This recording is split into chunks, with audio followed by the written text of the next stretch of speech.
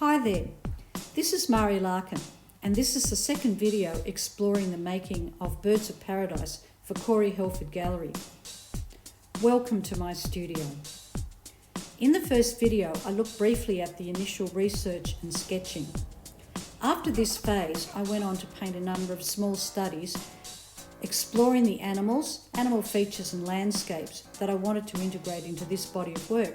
This really helped me a lot to solidify my ideas and be secure in and familiar with what I was going to paint before moving on to the larger works. These larger works start with basic backgrounds. The girls are also painted from a rough beginning to all the detail in their bodies before I dress them.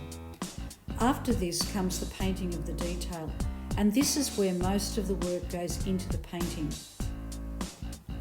Oil painting requires great patience to build up layers and details, and it can be really hard to walk away from the painting while a layer dries, so it helped to work on all 8 at once, moving between them, building up the layers and details bit by bit. This also made the works more consistent from painting to painting over the space of the 11 months it took to create them, rather than if they had been developed individually, one by one. This process went on throughout the works in every aspect, from the girls' faces to all the various details in the landscapes.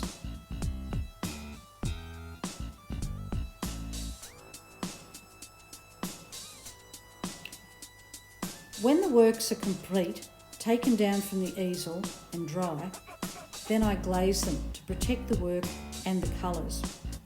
Not all glazes are the same, and I use Gamblin Gloss Varnish, and it applies really easily and dries evenly and quickly.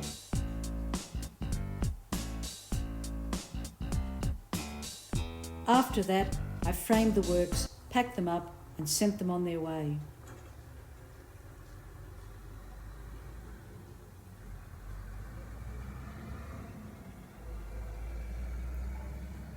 I hope you enjoyed exploring my process. Thanks for watching.